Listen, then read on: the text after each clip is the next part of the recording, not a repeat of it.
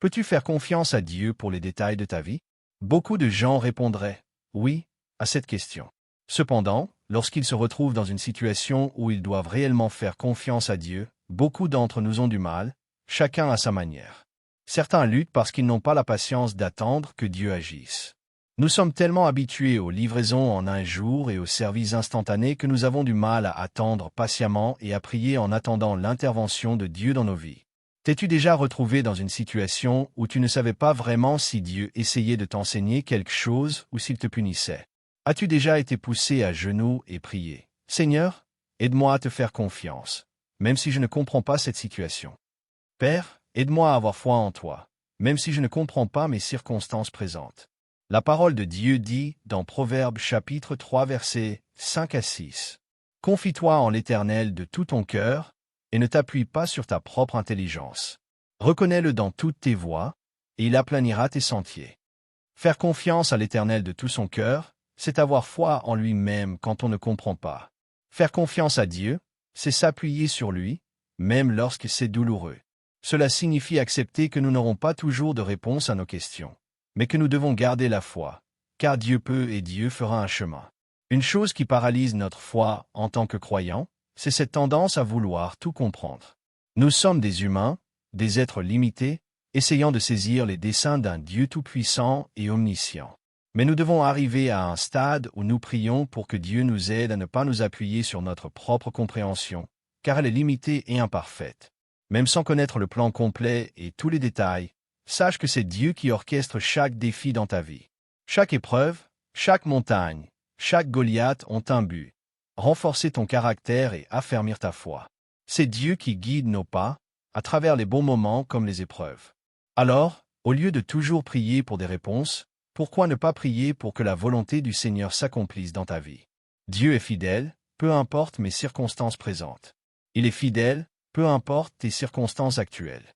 Romains chapitre 8 verset 28 nous rappelle: « Nous savons, du reste, que toute chose concourt au bien de ceux qui aiment Dieu, de ceux qui sont appelés selon son dessein. » Cela signifie que si Dieu envoie une tempête sur mon chemin, c'est pour mon bien. Si Dieu m'accorde une bénédiction, c'est aussi pour mon bien. Même s'il permet à Pharaon et son armée de me poursuivre, je comprends que c'est pour mon bien. Je crois vraiment que lorsque la Bible dit que toute chose concourt au bien de ceux qui aiment Dieu, cela signifie que nous devons parfois traverser des situations difficiles. Mais la joie est au bout du chemin. Si Dieu me fait passer par une épreuve afin que je découvre qu'il peut ouvrir un chemin là où il n'y en a pas, alors que sa volonté soit faite. S'il choisit d'envoyer des ennemis m'entourer, simplement pour que je puisse voir qu'il prépare une table devant moi en présence de mes adversaires, alors que sa volonté soit faite.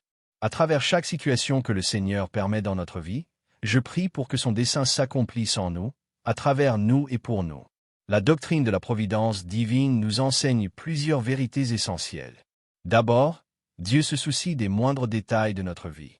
Rien n'échappe à son regard attentif, absolument rien. Il veille sur les petites choses autant que sur les grandes. Rappelons-nous qu'il connaît le nombre de cheveux sur notre tête et qu'il voit même lorsqu'un moineau tombe à terre. Avec cette connaissance, comment pourrions-nous penser que Dieu ne se soucie pas des fardeaux qui pèsent sur notre cœur? Il veille sur nous, et tout ce qu'il fait, il le fait pour sa gloire. On peut voir la providence comme la main invisible de Dieu qui agit à travers les circonstances de la vie. Je dis tout cela pour t'encourager à faire confiance à Dieu et à attendre son intervention. Jérémie chapitre 17 versets 7 à 8 nous dit: « Béni soit l'homme qui se confie en l'Éternel et dont l'Éternel est l'espérance. Il est comme un arbre planté près des eaux et qui étend ses racines vers le fleuve. Il ne s'aperçoit pas de la chaleur quand elle vient, et son feuillage reste vert. Dans l'année de la sécheresse, il n'a point de crainte et il ne cesse de porter du fruit. » Pour faire totalement confiance à Dieu, nous devons lui abandonner le contrôle. Autrement dit, nous devons cesser de nous appuyer sur nous-mêmes ou sur les autres. Nous devons arrêter d'essayer de tout résoudre par nos propres forces et permettre à Dieu d'agir. Dans notre société, c'est l'opposé de ce qu'on nous enseigne. On nous apprend à gérer notre carrière, à planifier l'avenir de nos enfants, à tout contrôler. Mais Dieu opère différemment. Attention, je ne dis pas qu'il faut négliger nos responsabilités. Je dis que nous devons faire notre part, travailler avec diligence et sérieux, mais sans lutter pour une promotion ou être jaloux de ceux qui semblent mieux lotis. Ces situations doivent être remises entre les mains de Dieu. Dans tous les aspects de ta vie, reconnais que ton contrôle est limité. Tu peux contrôler ton effort et ton attitude chaque jour, mais le reste appartient à Dieu. Prie pour que Dieu intervienne dans cette situation avec ton supérieur. Prie pour qu'il veille sur les fréquentations de tes enfants à l'école. Prie pour que Dieu voie ton travail et te récompense en son temps. Souviens-toi que la Bible dit que tu es béni lorsque tu places ta confiance en Dieu. Tu es béni lorsque tu mets ton espérance en Jésus. Et voici ce que j'ai appris. Lorsque tu fais pleinement confiance à Dieu, il devient ta force. Quand la montagne devant toi semble insurmontable, place ta confiance en Jésus. Nous avons un Dieu qui peut ouvrir un chemin là où il n'y en a pas. Nous ne devons pas mettre notre foi dans les promesses des hommes, mais dans les promesses d'un Dieu éternel. Alors, enfant de Dieu, chante si tu en as besoin, mais fais confiance à Dieu. Lève les mains et adore-le si tu en ressens le besoin, mais assure-toi que tu lui fais confiance. Enferme-toi dans ta chambre et prie. Fais tout ce qu'il faut, mais ne cesse jamais de faire confiance à Jésus. Dieu entend ton cri, même au cœur de l'adversité. Tiens bon et accroche-toi à sa parole immuable. Ésaïe chapitre 40 verset 31 nous dit « Ceux qui se confient en l'Éternel renouvellent leur force. Ils prennent leur envol comme les aigles, ils courent et ne se lassent point, ils marchent et ne se fatiguent point. » Il y a une force qui vient du fait d'attendre l'Éternel. Si tu cherches ta force, la réponse est là. Attends Dieu. Ne renonce jamais à attendre le Seigneur. Il te donnera ta bénédiction en son temps parfait. Il ouvrira les bonnes portes au moment opportun. Alors, persévère. Attends Dieu avec foi. Et il te rencontrera là où tu en as le plus besoin. Chers amis, c'est le moment où vous devez prendre position et croire en la puissance du sang de Jésus. Il vous libérera de cette captivité. Croyez en la puissance du sang de Jésus-Christ, il peut vous rendre libre, il peut vous donner la victoire et vous délivrer de toute emprise maléfique. Il est temps de prendre position avec la parole de Dieu contre les forces du mal.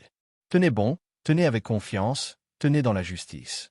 Le psaume chapitre 56 verset 3 dit « Quand j'ai peur, je mets ma confiance en toi, en Dieu dont je loue la parole. En Dieu, je mets ma confiance, je ne serai pas effrayé. Que peut faire la chair contre moi ?» Nous devons être des hommes et des femmes qui mettent leur confiance en Dieu. Et sachez-le, vous ne pourrez jamais tenir bon que lorsque votre confiance est assurée en Dieu. Donc, si vous vous sentez coincé, si vous vous sentez attaqué, rappelez-vous que la Bible dit dans le psaume chapitre 31 verset 24 « Soyez forts et que votre cœur prenne courage, vous tous qui espérez en l'Éternel. Soyez forts, saints, et tenez bon dans la foi. En faisant cela, l'Éternel est sûr de vous délivrer. En tant qu'enfant de Dieu, je crois qu'il est temps de tenir debout, de vous lever et d'élever sa bannière royale. Vous êtes un ambassadeur du Très-Haut. Levez-vous contre les mensonges de l'ennemi, levez-vous avec la vérité de l'Évangile, levez-vous avec la force du Saint-Esprit, levez-vous dans la force de Dieu. Et je vous encourage, en restant ferme dans la foi, à prier et à demander à l'Éternel d'être avec vous alors que vous tenez bon. Colossiens chapitre 3 versets 23 à 24 dit « Tout ce que vous faites, faites-le de bon cœur, comme pour le Seigneur et non pour des hommes, sachant que c'est du Seigneur que vous recevrez l'héritage en récompense. Vous servez le Seigneur Christ. » Galates chapitre 1 verset 10 dit « Car, suis-je à présent en quête de l'approbation des hommes ou de celle de Dieu? Ou cherche-je à plaire aux hommes? Si je cherchais encore à plaire aux hommes, je ne serais pas serviteur de Christ. » Quelle pensée réconfortante que rien de ce que nous faisons pour Dieu n'est en vain. Aucun acte de bonté n'est ignoré ou non vu de sa part. Dans cette vie, il y a de nombreuses poursuites qui mènent en fin de compte nulle part. Le succès mondain, la richesse matérielle, les applaudissements vides des étrangers, ces choses ne nous mèneront nulle part. Chaque voyage a un terme, et ce terme est souvent plus décevant que ce que nous aurions souhaité. Mais, aussi difficile que cela puisse paraître, nous ne pourrons jamais repousser les frontières de l'amour de Dieu. Il n'y a véritablement pas de fin à notre marche avec Christ. En fait, au fur et à mesure, la vie avec lui devient chaque jour plus douce. Dieu ne devrait pas être qu'une partie de nos vies que nous lui consacrons le dimanche matin. Il devrait définir la totalité de notre existence. Il devrait être le centre de tout ce que nous faisons, même dans les choses les plus banales, comme manger et boire. Elles peuvent être faites pour sa gloire. La clé est un esprit de gratitude. Nous devons faire toutes choses avec une attitude d'amour et d'obéissance envers Dieu, qui nous donne la capacité de profiter de toutes les bénédictions de la vie. Quand Jésus est la motivation sous-jacente de tout ce que nous faisons, nos vies déborderont de joie et de paix. Sa grâce nous permet de profiter pleinement de cette vie tout en ayant un impact positif sur la vie des autres autour de nous. Donc, quoi que vous fassiez, faites-le pour Dieu. Il doit arriver un moment où, en tant que croyant, vous devez décider, je vais tenir bon et suivre la parole de Dieu, peu importe ce que je devrais abandonner et qui je devrais laisser partir. Il arrive un moment où vous devez décider, je vais tenir bon et faire ce qui est juste aux yeux de Dieu, je vais pardonner même quand c'est difficile à faire, même quand j'ai été blessé. Il viendra un moment où vous devrez décider de tenir bon dans la foi, même lorsque vous ne voyez pas de solution à la situation dans laquelle vous vous trouvez. Aujourd'hui, vous pouvez être sous attaque dans un domaine de votre vie. Vous avez essayé toutes les solutions possibles pour la résoudre, mais rien ne fonctionne, rien ne change. Chers amis, c'est le moment où vous devez prendre position et croire en la puissance du sang de Jésus. Il vous brisera de cette captivité. Croyez en la puissance qui est dans le sang de Jésus-Christ, il peut vous rendre libre, il peut vous donner la victoire et vous délivrer de toute emprise maléfique. Il est temps de prendre position avec la parole de Dieu contre les forces du mal. Tenez bon, tenez avec confiance, tenez dans la justice. Le psaume chapitre 56 verset 3 dit « Quand j'ai peur, je mets ma confiance en toi, en Dieu dont je loue la parole. En Dieu, je mets ma confiance, je ne serai pas effrayé. Que peut faire la chair contre moi? » Nous devons être des hommes et des femmes qui mettent leur confiance en Dieu. Et sachez-le, vous ne pourrez jamais tenir bon que lorsque votre confiance est assurée en Dieu. Si vous vous sentez coincé, si vous vous sentez attaqué, rappelez-vous que la Bible dit dans le psaume chapitre 31 verset 24 « Soyez forts et que votre cœur prenne courage, vous tous qui espérez en l'Éternel. Soyez forts, saints, et tenez bon dans la foi. En faisant cela, l'Éternel est sûr de vous délivrer. En tant qu'enfant de Dieu, je crois qu'il est temps de tenir debout, de vous lever et d'élever au sa bannière royale. Vous êtes un ambassadeur du Très-Haut. Levez-vous contre les mensonges de l'ennemi, levez-vous avec la vérité de l'Évangile, levez-vous avec la force du Saint-Esprit, levez-vous dans la force de Dieu. Et je vous encourage, en restant ferme dans la foi, à prier et à demander à l'Éternel d'être avec vous alors que vous tenez bon. Si je peux être honnête et parler du fond du cœur, je n'ai pas toujours été sauvé. Je n'ai pas toujours été le bon chrétien fort que certains pensaient que j'étais. Je peux admettre mes luttes, que je n'aime pas toujours mon prochain comme moi-même, pas tout le temps, parce que c'est difficile. C'est difficile de tendre l'autre joue, c'est difficile d'être un pacificateur quand il y a des gens qui vous testent. C'est difficile d'aimer tous vos voisins, car, tout simplement, tout le monde n'est pas une personne agréable. Et vous savez ce qui est aussi difficile?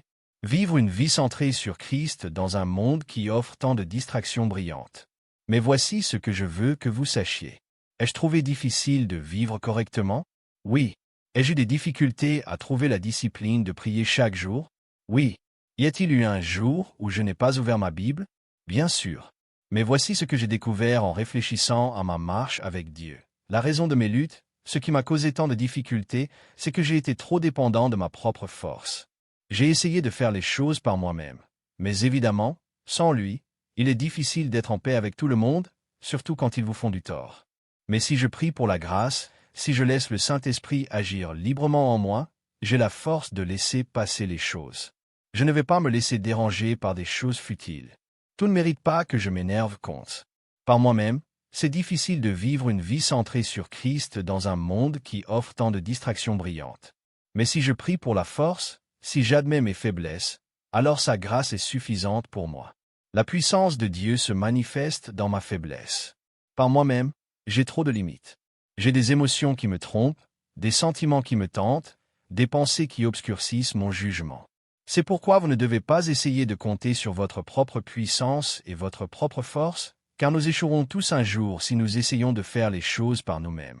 Alors vous êtes peut-être dans une position où, comme moi, vous avez du mal à faire l'œuvre de Dieu, à vivre de manière juste, à vivre une vie qui plaise à Dieu. Eh bien, j'aimerais vous dire de commencer à invoquer la force de Dieu, car par vous-même, vous ne pourrez jamais gagner cette bataille contre le diable. Vous avez besoin de la puissance miraculeuse qui est dans le sang de Jésus.